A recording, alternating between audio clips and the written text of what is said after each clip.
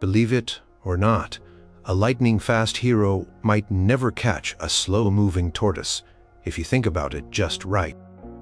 And get this, an arrow zipping through the air? Some ancient thinkers argued it's actually standing perfectly still at every moment. Oh, and that heap of sand on the beach, it might not actually be a heap at all, depending on how you count the grains. And if that's not enough, you could be talking to your own father without even knowing it's him, just because he's wearing a funny hat or a veil. These aren't riddles from a kid's joke book. They're serious head-scratchers from way back when designed by some of the cleverest minds in history to make us question everything we thought we knew about. Well, everything. So buckle up, because your brain is about to get a serious workout. Number 7. You know this guy, but you don't. The veiled man will mess with your brain. Imagine you're just chilling, maybe at the ancient Greek marketplace, when someone approaches you with another person. This second person is completely covered by a cloak and a veil, so you can't see their face or any distinguishing features. They're just a shape, a mystery figure. The first person then asks you a seemingly simple question. Do you know this veiled man? Now, what do you say? This is where Eubulides of Miletus, a philosopher who lived around the 4th century BC and was famous for cooking up these kinds of tricky puzzles, wants to trap you. Let's think through your options. Suppose you say, "No, I don't know this veiled man." That seems like a safe bet, right? You can't see him, so how could you possibly know him? But then, with a dramatic flourish, the veil is whipped away, and standing before you is your own father, or your best friend, or your brother. Someone you definitely, absolutely know. Suddenly, your no sounds pretty awkward. You just said you don't know your own father. How could that be? It makes you look a bit silly, or worse, like you're disowning your family. The implication is that you were wrong, that you failed to recognize someone you clearly know. Okay, so that didn't go well. Let's rewind. What if, when asked, "Do you know this veiled man?" you decide to be clever and say, "Yes, I do know him." Maybe you're guessing, or maybe you have a hunch. But think about what that means. You're claiming to know someone whose identity is completely hidden from you. What if, when the veil is lifted this time, it's a complete stranger, someone you've never met in your life? Now your yes is demonstrably false. You claimed to know someone you didn't. You look just as foolish, if not more so, for pretending to have knowledge you couldn't possibly possess. This is the sting of the veiled man paradox. It seems to force you into a contradiction, no matter what you answer. If you deny knowing the veiled person, and they turn out to be someone familiar, you've denied knowing them. If you affirm knowing them, and they turn out to be a stranger, you falsely claimed knowledge. Eubulides wasn't just trying to make people feel awkward at parties. He was poking at some really deep questions about what it means to know something or someone. Does knowing mean being able to identify them visually at this very moment? Or does it refer to a deeper, more abstract familiarity that exists independently of current recognition? If you know your father, does that knowledge cease to exist just because he's temporarily hidden? Or is the question about whether you recognize the person under the veil as your father? Paradox plays on the ambiguity in our language. When you say, "I know him," are you talking about the physical presence in front of you, or the abstract concept of that person? It also touches on ideas of identity. Is the person under the veil a different object of knowledge than the person revealed? It makes you wonder how much of our knowledge is based on immediate perception versus stored information. It's a simple setup, but it quickly spirals into a confusing tangle of what it means to identify, recognize, and truly know another human being. You walk away feeling like your common sense understanding of knowing someone isn't as solid as you thought. Number 6. The law student who outsmarted his teacher. Or did he? This story sounds like the setup for a joke, but it's actually a classic brain twister known as the paradox of the court, or Protagoras versus Eubulides. Picture ancient Greece, a hub of learning and debate. Protagoras was a super famous and reportedly very expensive teacher, a real big shot among the sophists, who were known for their skills in rhetoric and argument. Took on a promising but perhaps not so wealthy student named Eubulides to teach him the art of law and how to win cases. Now here's the deal they struck, and it's a crucial one. Eubulides didn't have to pay Protagoras his hefty tuition fee up front. Instead, they agreed that Eubulides would pay up after he won his very first court case. Sounds like a good deal for Eubulides, right? He gets top-notch legal training and only has to pay once he's successfully used those skills to earn some money or victory. Protagoras, for his part, was probably confident in his teaching abilities. His student was bound to win a case eventually. So Eubulides completes his studies under Protagoras. He learns all the tricks of the trade: how to argue, how to persuade, how to be a legal eagle. But then, time starts to pass, a lot of time. And Eubulides, well, he doesn't take on any cases. Maybe he got cold feet. Maybe he decided he preferred philosophy. Maybe he was just trying to avoid paying his teacher. Whatever the reason, he wasn't putting his new legal skills to the test in court. Protagoras, understandably, starts to get a bit miffed. He's waiting for his payment, and it's not coming. So, Protagoras, being a master of legal strategy himself, decides to force the issue. He sues Eubulides for the unpaid tuition fees. Now things get really interesting, because this lawsuit itself becomes Eubulides' first case. In court, Protagoras lays out his argument, and it's a clever one. And according to our original agreement, he must pay me his tuition fee once he wins his first case. So, whether I win or lose this lawsuit, Eubulides must pay me. It seems like Protagoras has him cornered right. Perfect logical trap. But hold on, Eubulides, learned from the best. He stands up and presents his own argument, which is just as crafty. Because if I lose, it means I have not won my first court case, and our agreement clearly states that I only have to pay after I have won my first case. So, whether I win or lose this lawsuit, I do not have to pay Protagoras. And boom, the judges are left scratching their heads.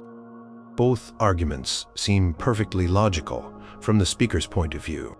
They are mirror images of each other, leading to completely opposite conclusions. If the court rules for Protagoras, then Eubulides has lost his first case, and by their agreement shouldn't have to pay until he wins one.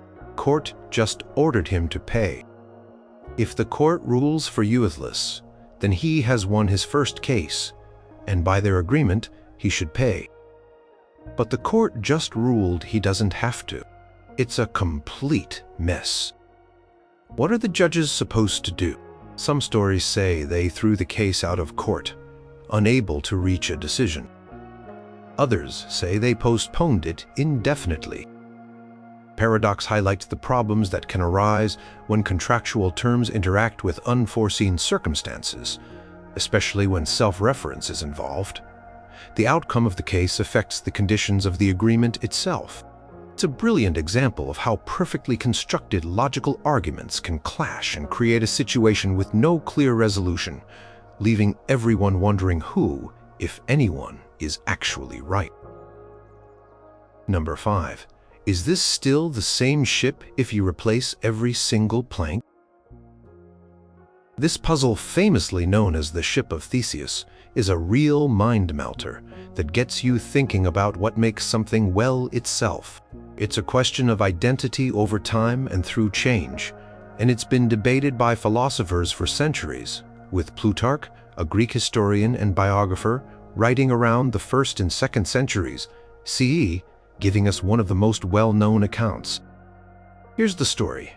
Theseus was a legendary hero in Greek mythology, kind of like their Hercules. He had a famous ship, one that he supposedly sailed on many adventures, including his journey back from Crete, after slaying the Minotaur. This ship was preserved by the Athenians for a long, long time as a memorial. It was a treasured historical packet. Now, as you can imagine, a wooden ship that's been around for ages and maybe even sees some ceremonial use will start to wear out. Plank of wood here might rot. A part of the mast there might get damaged by a storm. To keep the ship in good condition and seaworthy, or at least display-worthy, the Athenians would replace these old decaying parts with new identical pieces of timber. So, one rotten plank is removed, and a fresh new plank is put in its place, then another, then a bit of the railing, then a section of the deck. This process of repair and replacement continues over many, many years. Slowly, piece by piece, every single original part of Theseus' ship is eventually swapped out for a new one. Imagine it. The very last original wooden peg is removed and replaced with a brand new peg. Now, the ship floating in the harbor or sitting in the museum is made entirely of new materials. Not a single splinter of the original wood that Theseus himself touched remains. So, the big question is this ship, the one made of all new parts, still the Ship of Theseus? Most people, initially, might say, sure, why not? It looks the same. It has the same design. It serves the same purpose as a memorial to Theseus. It occupies the same spot in the harbor, and it has a continuous history of being called the Ship of Theseus.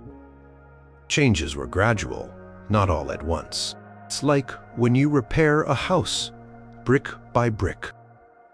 It's still your house, right? But here's where the philosophers, being the delightful troublemakers they are, throw a wrench in the works. Imagine that someone, a very diligent and perhaps slightly obsessive collector, has been gathering up all those old original planks and pieces that were removed from the Ship of Theseus over the years. This person carefully stores them all. And then, once every single original part has been replaced on the first ship, this collector takes all those authentic old Theseus-era pieces and reassembles them into a ship, exactly according to the original design. Now you have two ships. One ship, let's call it Ship A, is floating in the harbor, looking pristine with all its new parts, and everyone still calls it the Ship of Theseus. The other ship, Ship B, is sitting in a warehouse perhaps, a bit creaky and weathered, but made entirely of the original timber that Theseus and his crew actually sailed on. So, which one is the real Ship of Theseus? Is it Ship A, the one with the continuous history and function, but all new matter? Or is it Ship B, the one with the original matter, but a broken history? It was dismantled and reassembled. If you say Ship A is the real one, what happened to the identity of the original parts? If you say Ship B is the real one, then at what point did Ship A stop being the Ship of Theseus? Was it when the first plank was replaced, or the 50th? Or when more than half the planks were new? Is there a magic percentage? This paradox doesn't just apply to ships. Think about a favorite old teddy bear that's been restitched and had its stuffing replaced so many times that none of the original material is left. Is it still your teddy bear? Or think about sports teams that change all their players over a few seasons, but keep the team name and colors. Are they the same team? Even more profoundly, think about yourself. Your body's cells are constantly dying and being replaced over a period of about 7 to 10 years. It's said that pretty much every atom in your body has been swapped out. Are you the same person you were 7 years ago, even though you're made of entirely different physical stuff? The Ship of Theseus forces us to grapple with what truly defines identity. Is it the physical material, the form or structure, the history, the name we give it, or something else entirely? There's no easy answer, and that's why it's still being discussed thousands of years later. Number 4. When does a bunch of sand become a heap? One grain at a time will break your brain. This tricky puzzle is known as the Sorite's paradox, and it comes to us again from that master of logical mischief, Eubulides of Miletus. The word Sorites comes from the Greek word soros, which means heap, and it all starts with something incredibly simple. A grain of sand. Picture this. You're at the beach, you pick up a single grain of sand. Is that one grain of sand a heap of sand? Of course not. That's ridiculous. Everyone would agree. One grain is just one grain. Now, what if you have 2 grains of sand? Is that a heap still? No 3 grains, 4. Probably not. We can all agree that a very small number of sand grains does not constitute a heap. Here's the core idea that Eubulides uses.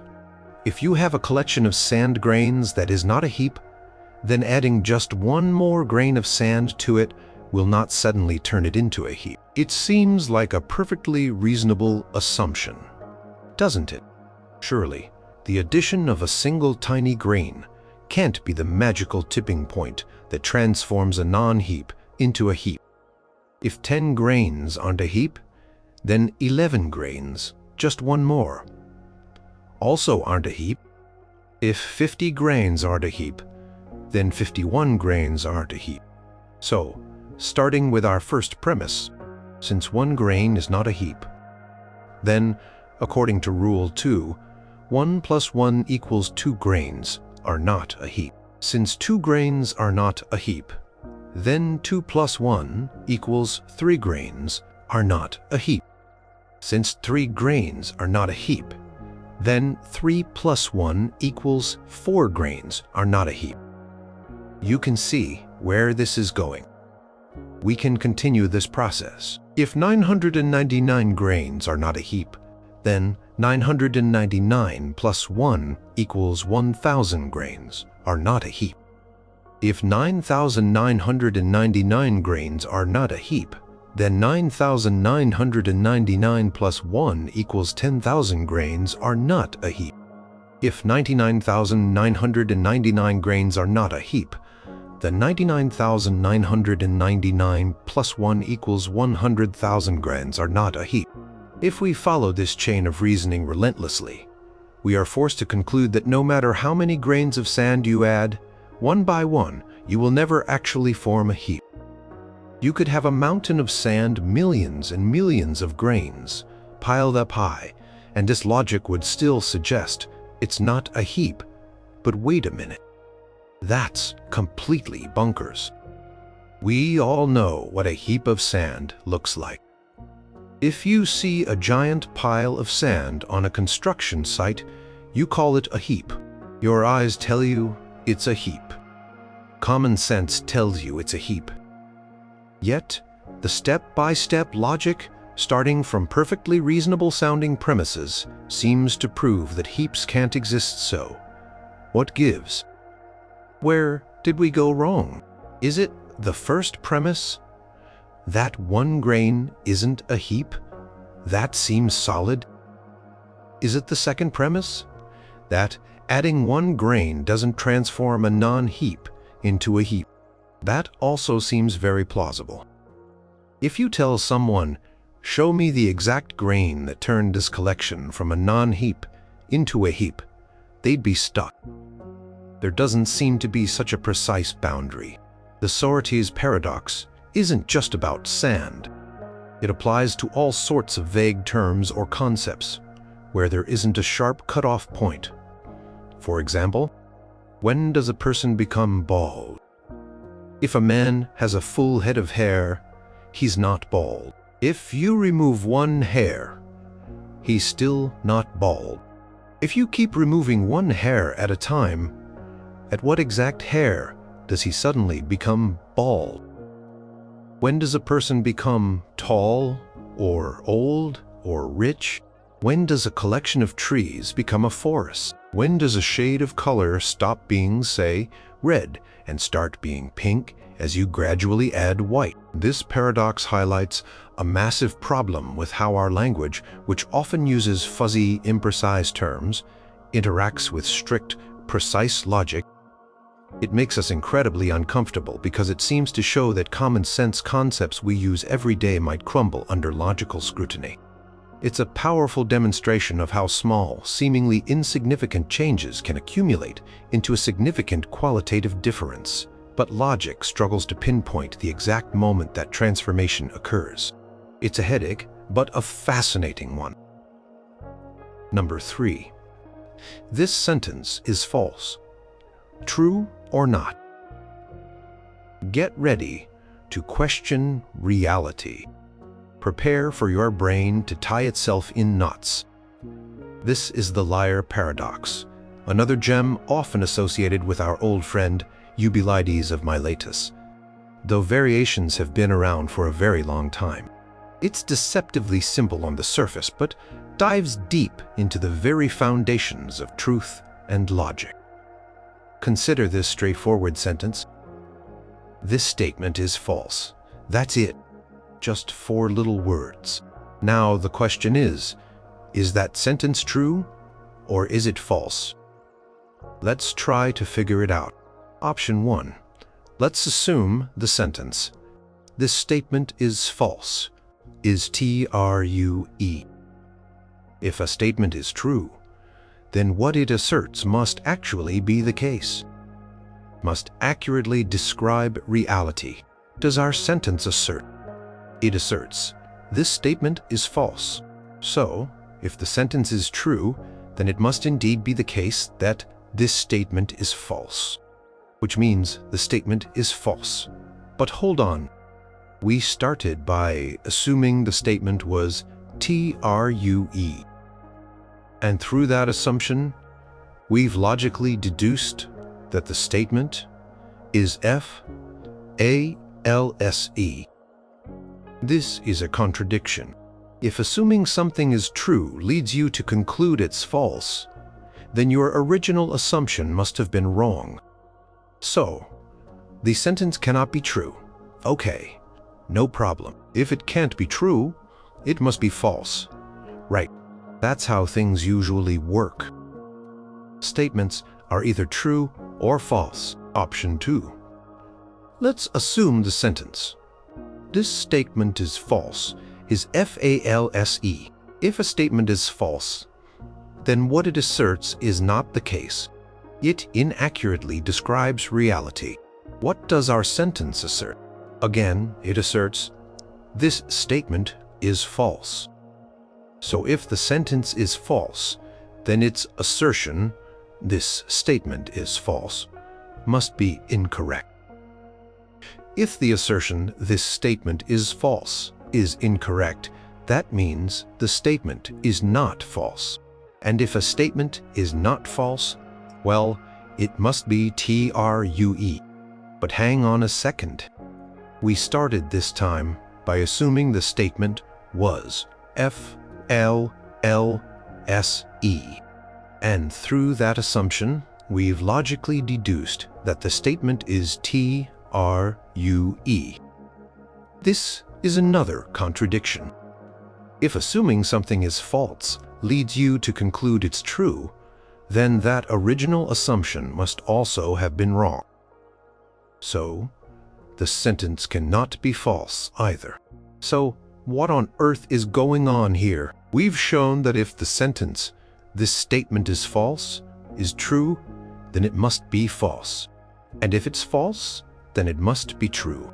It seems it can't be true, and it can't be false. But surely, every meaningful declarative sentence has to be one or the other?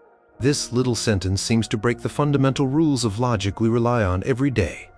Like the law of non-contradiction, a statement cannot be both true and false at the same time, or the law of excluded middle. Every statement must be either true or false. This kind of self-referential statement, where a sentence talks about its own truth value, creates a vicious loop.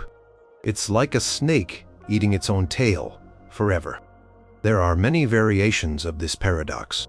One ancient one involves Epimenides, a Cretan philosopher from the 6th century BCE, who supposedly said, "All Cretans are liars." If Epimenides himself is a Cretan, and he says all Cretans are liars, is his statement true or false? If it's true, then he, a Cretan, must be lying, which means his statement is false. If his statement is false, then Cretans are not all liars, which might mean he, a Cretan, could be telling the truth. It gets complicated quickly. Another simple version is just someone saying, "I am lying right now." If they are lying, they're telling the truth, that they're lying. If they're telling the truth, they're lying because they said they were. The liar paradox isn't just a clever word game. It has had profound implications for logic, linguistics, and philosophy for millennia. It forces us to think very carefully about the nature of truth, about how language refers to the world and to itself, and whether there are limits to what can be meaningfully said or asserted. It reveals a crack in the very structure of how we understand statements and truth, a crack that logicians and philosophers have been trying to patch up or understand ever since. It's a tiny sentence that packs a huge philosophical punch, leaving you wondering if language itself is inherently paradoxical. Number 2. That arrow flying towards the target. It's actually not moving at all. Get ready for this one, because it's a real head-scratcher that challenges our most basic understanding of motion. This is Zeno's arrow paradox, cooked up by the philosopher Zeno of Elea, who lived in the 5th century BC. Zeno wasn't just trying to be difficult. He was a student of another philosopher named Parmenides, who argued that reality is ultimately, one, unchanging, and motionless. Zeno's paradoxes, like this one, were designed to show that our common-sense belief in things like motion, plurality, and change actually leads to logical contradictions and absurdities. So, picture an archer. They draw their bow, aim carefully, and release. An arrow goes speeding through the air towards its target. We see it fly. We know it moves. Obvious, right? Not so fast, says Zeno. He asks us to think about the arrow's flight in a particular way. Consider any single specific instant in time during the arrow's journey. An instant here means a point in time that has no duration, like a snapshot or a freeze frame at any given instant. Let's call one such instant T. The arrow is somewhere, occupies a certain portion of space, and the space it occupies at that instant is exactly equal to its own length. It can't be occupying more space than its own length, or it would be stretched out, and it can't be occupying less space than its own length, or it would be compressed. It just is right there, filling a space equivalent to itself. Now here's the crucial step in Zeno's argument. If, at this specific instant, t, the arrow is occupying a space precisely equal to its own dimensions, then it is not moving within that space at that instant. To move, it would have to be in one part of that space at the beginning of the instant and another part of that space at the end of the instant. But an instant has no beginning or end. It has no duration. It's just a point. So, if the arrow is simply occupying a space equal to itself at that instant, it must be at rest in that instant. It's not going from here to there within that instantaneous moment, because there's no time within an instant for such travel to occur. Think of it like looking at a single photograph taken from a movie reel. In that one static photograph, the arrow is just there. It's not depicted as moving within the frame of that single photo. It's stationary in that snapshot. Zeno then says, well, time itself is made up of a series of these instants. The entire flight of the arrow is just one instant after another instant. But if the arrow is at rest at every single instant of its flight, as we just reasoned, and its entire flight is composed of nothing but these instants where it is at rest, then how can it be moving at all? If it's stationary at instant t1, and stationary at instant t2, and stationary at instant t3, and so on for all the infinite instants that make up its journey, then it must be stationary throughout its entire flight. Therefore, Zeno concludes, the arrow is actually never moving. What we perceive as motion is just an illusion, mind blown. Our eyes, our experience, everything tells us that arrows, fly objects, move. But Zeno's logic, by breaking down time into these durationless instants, seems to lead to the completely counterintuitive conclusion that nothing ever really moves. If something is motionless at every point in time, it's motionless overall. This paradox forces us to confront some very deep questions about the nature of space, time, and motion. What exactly is an instant of time? Can time truly be divided into an infinite series of points with no duration? Or is time more like a continuous flow? If time is continuous, how does that affect the argument? And what does it mean for something to be at a place, at an instant? Zeno's arrow paradox, along with his other paradoxes of motion, caused a huge stir in ancient Greek philosophy and mathematics. They highlighted the difficulties in conceptualizing the continuum, the idea of something being infinitely divisible.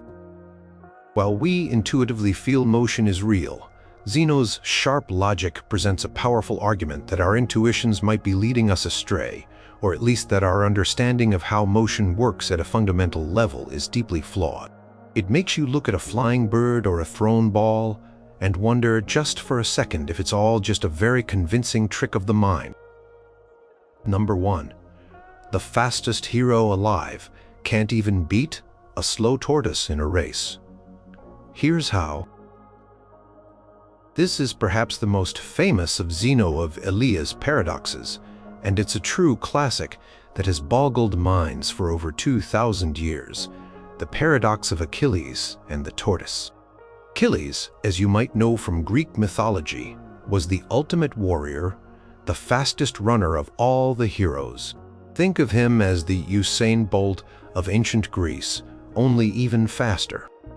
Tortoise, on the other hand, is notoriously slow. It's the epitome of unhurried movement. So Zeno sets up a race between these two unlikely competitors, Achilles and the tortoise, to make it even remotely fair.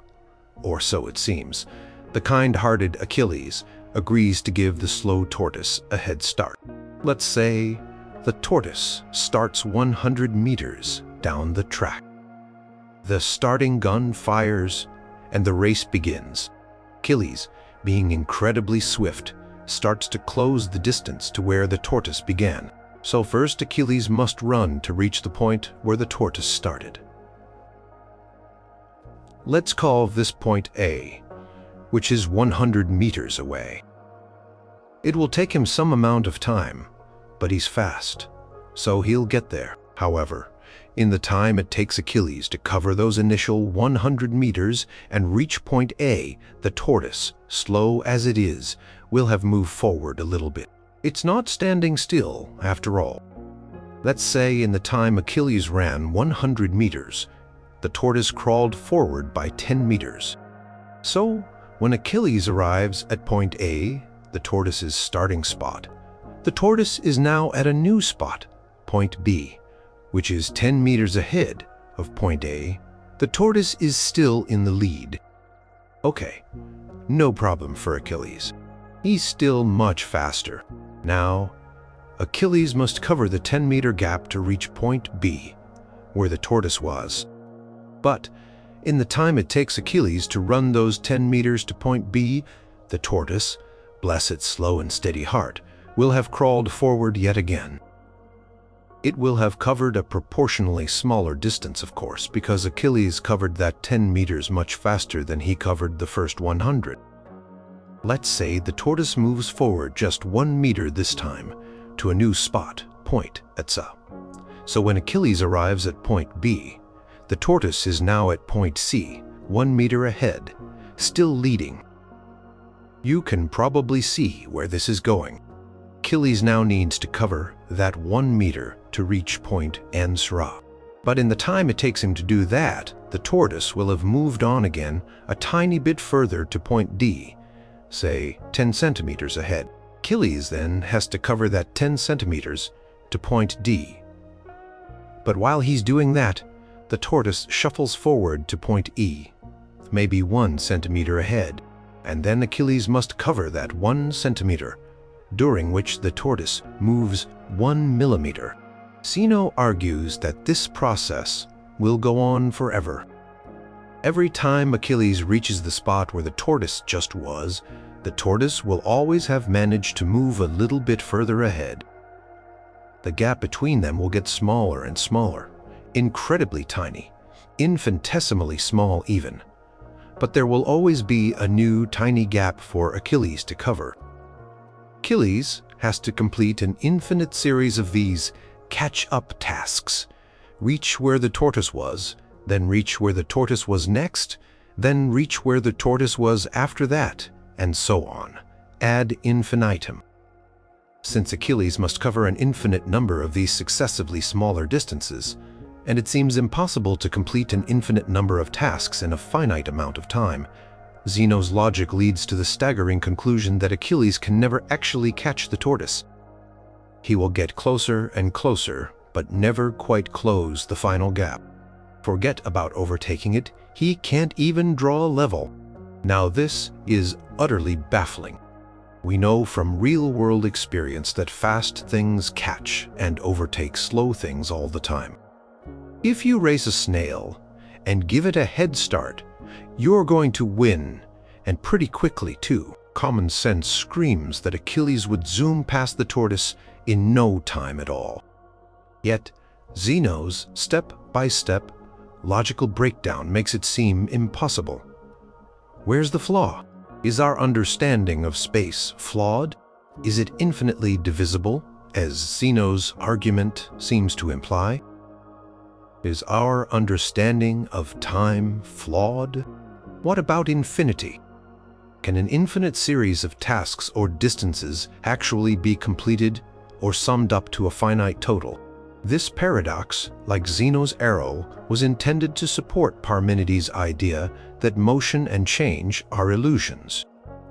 By showing that our common sense assumptions about motion lead to such absurd and contradictory outcomes, Zeno wanted to make people doubt the reality of what they saw with their own eyes. He forces us to think very, very hard about fundamental concepts like space, time, division, and infinity. It's a puzzle that seems so simple in its setup, a fast guy and a slow tortoise, but it unravels into one of the most enduring and perplexing problems in the history of thought, making you question whether you could ever truly reach any destination at all.